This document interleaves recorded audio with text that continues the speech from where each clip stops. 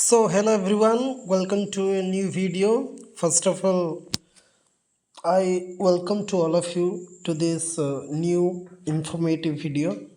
The topic is the dust of snow. So it is written by one of the great American poet whose name is Robert Frost, who was born in 1874 and died in 1963. So पिलामाने एमितिका explanation मु देबी पिलामाने तुमे खाली भलसे सुनिबो तुमरा कॉपी पेन पेपर सब रेडी करके पिलामाने सुनिबो आउ बहुत इंटरेस्टिंग सेशन एटा होबो पिलामाने तो बहुत भल भाव में तुम बुझीपर एका थरे पढ़ेले पूरा भलसे पढ़िया एग्जाम रे तुम्हें 100 ରୁ 100% भल कर आई एसर यू खाली तुम मानक भलसे शुणवार अच्छे तो पिला देखिपुच एटा it is written by Robert Frost जहाँ को गोटे अमेरिकन पोएट थिले तांकर पिला गोटे फेमस राइटिंग अच्छी जो कि आगू को पढ़ा तो Frost was a celebrated American poet known for his rural New England depiction and profound meditation of nature and life. The road not taken, stopping by woods on a snowy evening, mending wall, fire and ice, and beaches. He won 4 Pulitzer Prizes for poetry, defining a traditional lyrical style that contrasted with modern frames. तो से बहुत Pulitzer prize जोटा कि literature रे दिया जाए पिलाने तो सेटा कुछ भी से 4टा पुलिट्जर पाई पोएट्री में तो तांकर जो मोस्ट फेमस पोएट्री जोटा कि अच्छी individual poems the road not taken जोटा कि 1916 रे लिखाई थिला जोटा कि iconic work reflecting choice and individuality तापर एटा गोटे फेमस लाइन पिले अच्छी stopping by woods on a snowy evening जोटा कि famous for the lines, the woods are lovely, dark and deep, but I have promises to keep, miles to go before I sleep and miles to go before I sleep. तो पिला माने एटा गोटे nature ऊपर लिखा जाइए एटा जो stopping by woods on snow evenings nature ऊपर आउ गोटे जनकर इंटेंशन जे whether you have to face many difficulties in your life but if you are strong dedicated and you have strong determination then nobody can stop you to achieve your target. तो यही जो पोएमटा stopping by woods on a snow evening एटार पिला माने जना पड़े तो बहुत भल भाव में फायर एंड आइस जोटा कि a concise powerful meditation on destruction जोटा कि आम पर विषय पढ़ा तो ये सारा बहुत सारा पोएम ये तुम गोटे गोटे देखिपार तो आज पिला माने जो पोएमटा को आज मैं पढ़ा बहुत छोट गोटे पैराग्राफ्र पोएम खाली तुम मैंने भलसे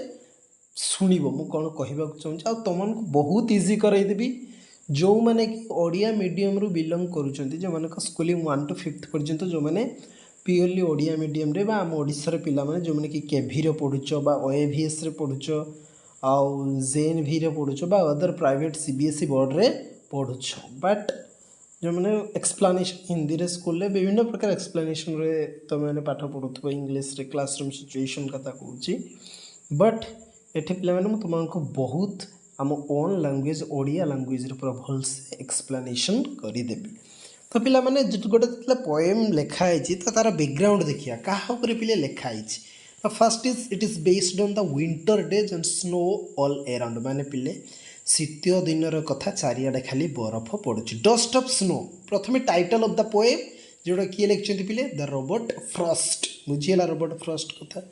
तो डस्ट ऑफ स्नो जोटा कि माने fine particles of the snow बरफ गुंड पिले बरफ गुंड सो से कौन है ना बैकग्राउंड आगे देखिए बैकग्राउंड कौन ये क्या या बेस करके लिखा जाए पोएमटी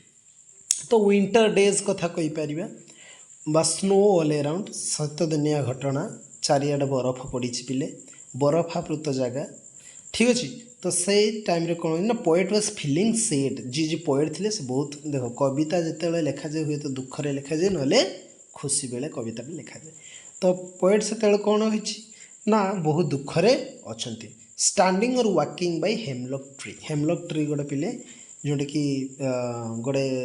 फॉरेस्ट हेमलॉक ट्री फॉरेस्ट कथा कहीपर बा हेमलॉक ट्री तले ये सी जाऊँच तो ये बैकग्राउंड तो आउ कौन ये दुईटा मेन क्या सिम्बलाइज कराई पिले जी कि पोएम रे अच्छी ना क्रो अच्छी क्रो जोटा कि बेडोमेन बा सिंबल ऑफ डेथ प्रो आम जेन्युइनली जिते आम क्रो को देखुचे क्रो को कहा सहित कंपेयर कर माने कुआ देखीदेले जमीक at the same time we have a superstition believe गोटे एभलिया आमर बिलीव अच्छी कि कुआ देखा सॉरी काऊ देखा काऊ देखले आम कुआ कहूँ हाँ तो काऊ देखले कौन हो आमको गोटे बेड ओमेन दौर माने सिंबल ऑफ डेथ गोटे नेगेटिविटी आम माइंड को आसी जाऊँगी तो लाइक दैट आउ गोटे किए रही पे हेमलक ट्री कौन हेमलक ट्री गोटे नेगेटिव जिनिष हेमलक ट्री कौन गोटे भेरी पॉइजनस और टॉक्सिक जिनिसटा पिलाटा ये जो क्रो आउ हेमलक ट्री पे क्या सिंबलाइज कर गोटे नेगेटिव और इनअस्पिशियस थिंग जोटा कि शुभ काम नुहे हाँ ना नहीं तो आम ये पोएम रू पे पढ़ा जे लाइफ रो बेले बेले ना नेगेटिविटी आमको पॉजिटिव जिनिस प्रोवाइड करे कौन बेले बेले नेगेटिविटी बहुत पॉजिटिव जिनिस आमको प्रोवाइड करे आम बहुत छोट छोट कथारू बहुत छोट जिनिस बहुत सारा खुशी आम जीवन को आसी थाए तो ता विषय पिले यहाँ पोएमटा बोथ रिप्रेजेंट्स किन ये दुईटा कौन रिप्रेजेंट कर both represent dark depressive sorrowful and bitter side of nature जदि प्रकृति को आम देखा प्रकृतिर यहाँ सब बिटर साइड सब अंधकार जिनसा आम कहे बहुत माने कौन गोटे सुपरस्टिशन अंधविश्वास अच्छी जे आम ये गोटे कुप्रभाव गोटे पड़ो है प्रकृतिर गोटे कुप्रभाव जोटा कि आमर ये गोटे बिलीवटे अच्छी तो both are associated with the negative side of the nature प्रकृतिर नेगेटिव साइड सहित ये दुईटा जिनस जड़े हेमलक ट्री जी कि पिले बहुत पॉइजनस और टॉक्सिक आउ एट द सेम टाइम जो क्रो को बेड ओमेन मान अशुभ संकेत पिले कहुच्छी सिंबल ऑफ डेथ बोली आम क्रो को देखले कहूँ बुझीगला ये तो किसी कीवर्ड्स अच्छी जोटा कि माइंडटा कौन सैड रु हैप्पी हो रिफ्रेश फिल कर पे सुदिंग फिल हम ब्लेस्ड फिल हम तो ये सब कथा तो लेट्स स्टार्ट द टेक्स्ट और let's start the poem so कौन अच्छी पोएम टे पिले पढ़ा द वे ए क्रो सुक down on me the dust of snow from a hemlock tree पिले कौन है आगे ये पढ़ा कौन द वे ए क्रो सुक डाउन ऑन मी माने पिले कौन है ना राइटर ये जो पोएट जी अच्छा सी कौन कर पिले बहुत दुख अच्छा बहुत दुखर अच्छा पूरा सोरफुलनेस ग्रीफ रे पिले अच्छा तो सहीठू कौन है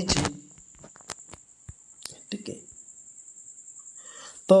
सेठू सी जिते बड़े हेमलक ट्री देकी जाउछंती गोटे क्रोटे कौन है ना सुक डाउन ऑन मी माने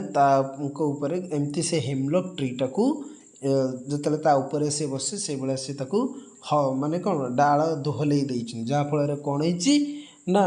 किसी डस्ट ऑफ स्नो पड़ जाइए कौटी पिले फ्रॉम ए हेमलक ट्री माने से जो हेमलक ट्री बरफ शीत दिनिया कथा पिले बरफांचल जगह बरफ चारिआडे बुणी जाइए बरफ चारिआडे कौन बरफ वर्षा हो जाइए तो हेमलक ट्री जो थिला ता ऊपर भी जस्ट बरफ पिले पड़ जाइए तो सही कौन अच्छी ना ता ऊपर गोटे क्रोटे थिला सी भाया सुक माने से जो हेमलक ट्री लीव्स को तार ब्रांचेस को तो ताकू से भाया से जमती सुक कर कौन है ना सीटू डस्ट ऑफ स्नो आसिक पड़ जाइए कौटी पिले ना has given my heart a change of mood and saved some part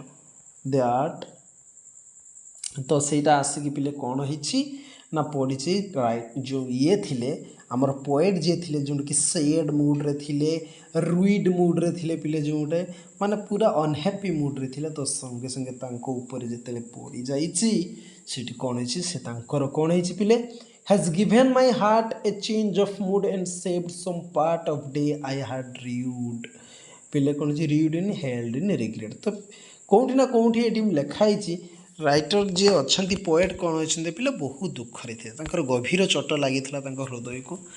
तो से जगह से हेमलक ट्री देकी माने हेमलक ट्री जो गोटे फॉरेस्ट था तो ताकू क्रॉस करके जस्ट जाऊे ऊपर गोटे क्रोटा थिला जोटी क्रो नेगेटिविटी को सिंबलाइज करुच्ची आ हेमलक ट्री की भी पिले कौन नेगेटिविटी बा इनअस्पिशियस थिंग को सिंबलाइज करुच्ची तो सेम टाइप रे पिले कौन है ना आर जिते राइटर जाऊँगी तो सहीठू क्रोटे कौन कर ब्रांचेस को सुक कर दे जहाँफल कि particles fine particles of snow माने किछि बरफर गुंड पिले कौन आसिक पड़ी ठंडा ठंडा गुंड आसिक कौटी पड़ी ना शोल्डर पिले पड़ी जाए तो सहीठू गोटे बहुत माने कौन मेजिकल गोटे रिफ्रेश माइंड फील होती जहाँफल से कहते has given my heart a change of mood and saved some part of a day I had rued play rued माने हेल्ड इन रिग्रेट। तो सी कौन करते हठात माइंड सेट कौन हो जाइए ना चेंज हो जाइए पिले कौन हो जाइए सी ना पूरा चेंज हो माइंड पूरा चेंज सी जो हताश होते पूरा डेस्परेट हो डिवास्टेटेड होता दिनटा माने पूरा चुपचाप माने सबकि मोमेंट को से एंजॉय कर पारे जो कौन ना नेचर से कौन हिलिंग पावर द्वारा पीस आनी देला तो सब रिग्रेट को से हिल कर पारे जो बेड को से हिल कर पारे टर्न इनटू हैप्पीनेस बुझीगला ना नहीं। तो जिते बड़े बरफर गुंड देहरे पड़गला शोल्डर पड़गला तो से गोटे बहुत सुदिंग फिल हो गोटे रिफ्रेश पूरा कूल फिल हो जहाँफल सी जो डिप्रेशन स्वर थे पिले सेटा कुआड़े किसी समय गायब हो जाइए आउ से डिप्रेशन ये लिखाई हार्ट चेंजेस होगला मूड पिले चेंज होगला जहाँफल से थट्रे जदि से सारा दिन कौन जो रुइन कर दे था सारा डेटा पूरा वेस्ट हो जाता सी कौन किसी समय आउ बाकी समय सी सेव कर सक्षम होती। It's a very beautiful poem written by Robert Frost कौन ना it is talking about the how a human mind can change how we can get more happiness from little small things बुझीगला ना नहीं। तो ये हेमलक पिले कौन ना पॉइजनस प्लांट माने tree with small white flowers rued माने पिले हेल्ड इन रिग्रेट। तो थीम कौन पिले थीम रे आमे कौन बुझिले ना small moments can bring big changes पिला माने कभी कभी छोटी छोटी चीज़ों में हमको बहुत ज़्यादा खुशियाँ मिलता है बहुत छोटे छोटे मुहूर्त हमको बहुत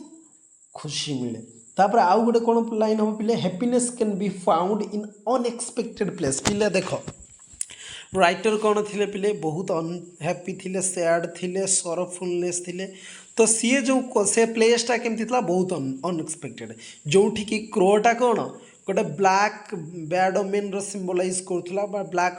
डेथ को जे सिंबलाइज करूला क्रो को देखले आम अशुभ बोली मन करूँ at the same time hemlock tree कौन hemlock tree very poisonous very toxic ट्रीटा तो से जगार आम हैप्पीनेस के एक्सपेक्ट करिपरिबा नहीं but at the same time when happiness can be found in unexpected place. तो at the same time when the small the dust of snow falling down on his shoulder he became very much happy his mood became change तो तांकर mood कौन है पिले change हो गला। तो आउ गोटे लाइन पिले कौन हिलिंग पावर ऑफ नेचर जोटा कि आम कौन कौचे हिलिंग पावर ऑफ नेचर जब तुम बेले बेले स्टाटस दे दूच WhatsApp healing with the nature हाँ कौन पहाड़ जगह को जाइए दे दौन तो लाइक दैट तो पॉइंट को जोटी कि से रिग्रेशन जो रिग्रेट सैडनेस को पिले से हिल कले बुझीगला। तो समरी को ये देखिए क्लीयर जहाँ डाउट मत कमेंट सेक्शन रे मेसेज करिवो कमेंट करिवो ठीक अच्छे कमेंट सेक्शन रे करिवो आउ समस्त डाउट क्लीयर कर देबी किछि नो वरी। तो समरी पिले dust of snow by Robert Frost is a short simple poem about how a small seemingly negative moment can completely change a person's mood. Summary को पिले भल से खातार तुम लिखनी और नोट कर दियो किसी टेंशन नहीं विदाउट फियर पिले तुम कौन कर ना एग्जाम रे लिख ठीक अच्छे। तो यहाँ कौन पिले डेपिक्ट करुच्ची क्या सिंबलाइज कर छोट केमती गोटे नेगेटिव मोमेंटा भी केमती हैप्पीनेस को गोटे पर्सन्स मूड को चेंज कर हैप्पीनेस को परिवर्तन हो पार ए विषय कही। प्लॉट कौन अच्छी ना स्पीकर जी अच्छी ना speaker is having a bad day and is in a rueful mood माने स्पीकर कौन तंकर बहुत कौन खराब दिनटा थिला तांकर मूड पिले भल नथिला रुईफुल मूड रे थिले रिग्रेटफुल मूड रे थिले while he is standing under A हेमलक tree often associated with poisonous death. पिला माने देखो हेमलक ट्री तळे छिड़ा हिचनी जोंडा कि गोटे बहुत पॉइजनस आउ कौन it represents with it associate with death. A crow shakes down some fine dust of snow on to him. तो सही टाइम रे क्रो भी कौन पिले जेहेतु क्रोर रंग कला कला माने आम अशुभ बोली मान पिले तो सी कौन कर सी कहे सेक डाउन माने से जो हेमलक ट्री को टिके सेक कर देछि जहाँफल पिले सेठू डस्ट ऑफ स्नो आसिकी पड़ी जाए द शिफ्ट केमती मूडटा change rather than getting annoyed the cool touch of the snow gives the speaker's heart a change of. तो सी विरक्ति न होइकी किसी माने कौन किसी टेंशन न नहीं कि पिले कौन होती जिते कूल टचटा बरफर कूल टच जिते आसिक शोल्डर उपर पड़ा पिले से मूड पूरा चेंज हो गया this teen interaction with the nature saves the rest of his day from being wasted in gloom तो पिले कौन है ये जो प्रकृतिर अवदान अतुलनीय पिले आम समस्ते प्रकृतिर गोटे गोटे कौन सबु जीवन ऋणी होइछु प्रकृति ही मनुष्यर उत्तम शिक्षक पिला माने तेणु आम प्रकृतिर बहुत कथा शिखिपारे इट कैन हिल जमी तुम जो प्रकृति जिते टेंशन ले थाओ जिते डिप्रेशन ले थाओ थे if you want to touch with the if you want to get peace then you have to connect with the nature तो तुम नेचर सहित कनेक्ट हवा दरकार only the nature can give peace the inner peace to your heart and to your mind also तो सही time रे पिले कौन होती जिते बड़े सी गोटे रुईफुल सिचुएसन थे even the moment was very negative the moment was dealing with the negativity when the moment was associated with the negativity but at the same time he gate positive mindset and his heart became fresh. He became soothed. He refreshed his mind. He refreshed his mood at the time. बुझिला ना नहीं तापर देख जहाँफल तांकर जो पूरा data waste हो जबार थिला सेठू से अधा समय पिले बंचई देले because of the grace of the nature बुझिला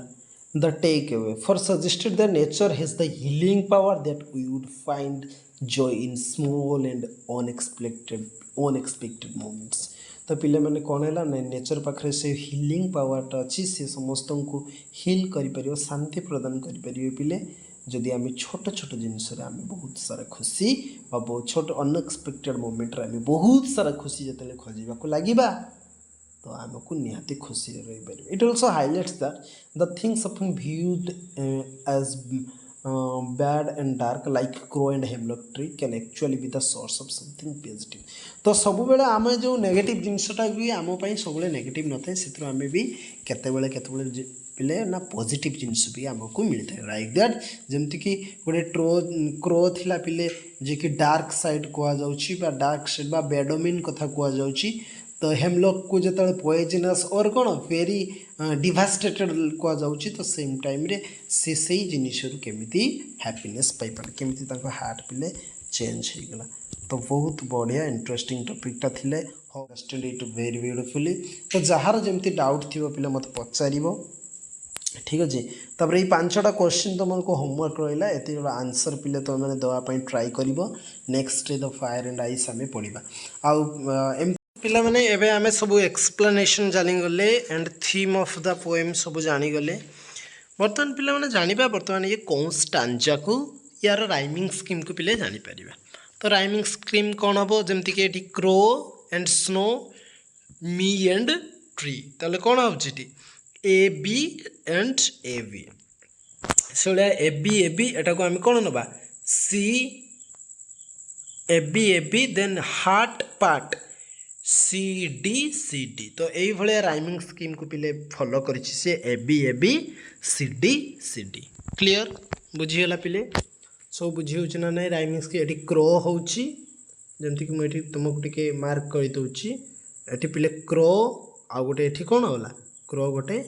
snow गोटे तो यहाँ कौन स्टांजा पिले फॉलो कले या जदि आम ए देदबा या कौन देदेबा या भी स्नो को ए देदेबा से बड़े मीटा पिले कौन हो ना बी है ये बी है तो ये कौन हो गला गोटे ए बी क्लियर से भाया या जदि आम पिले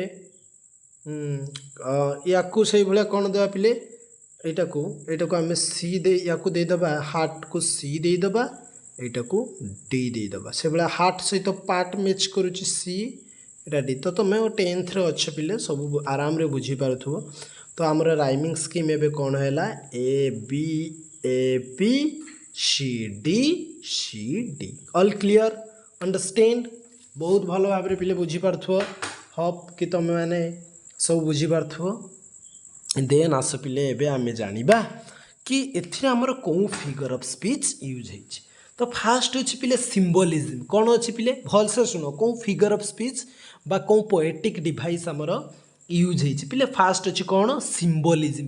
ये सिंबलिज्म कौन हम पिले क्या सिंबलाइज करुच्ची पुणी कहीदे गोटे सिंबलिज्म कौन पिले क्रो गोटे सिंबलाइज करुच्ची आउ क्या सिंबलाइज करुच्ची किए संकेत कहुई ना हेमलॉक ट्री क्लियर बुझीगला आउ पिले कौन हो पार फिगर स्पीच से भाया क्रो गोटे है हेमलॉक ट्री है आउ कौन हो पार आउ पिले हो पार एलिटिरेशन एलिटिरेशन पिले क्या कौचे एलिटिरेशन आउ थे कही रखुची पिले तुम मानू एलिटिरेशन कौन पिले एलिटिरेशन एलिटिरेशन कौन एलिटिरेशन ELITERATION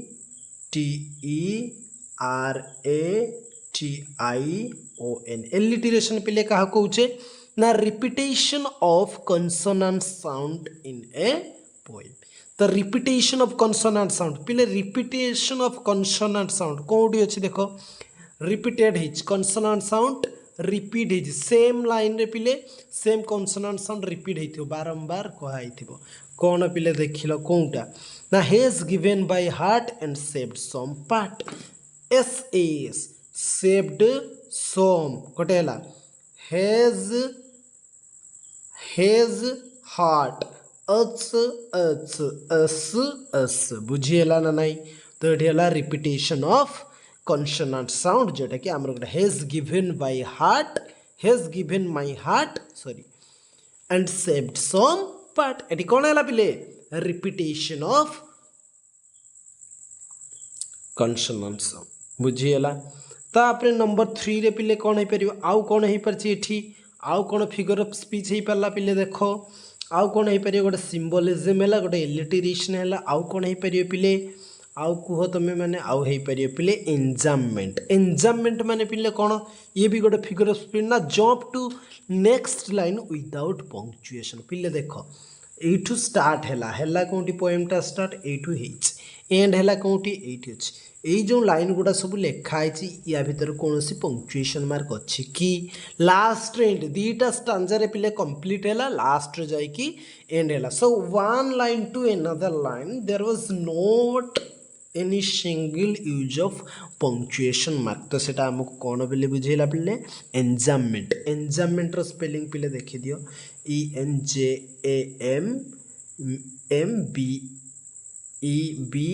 ENJAMMEBEMENT क्लियर एंजाममेंट बुझीगला तो या आम कौन कहवा एंजाममेंट बोली कहवा आउ गोटे पिले से भाया हो पार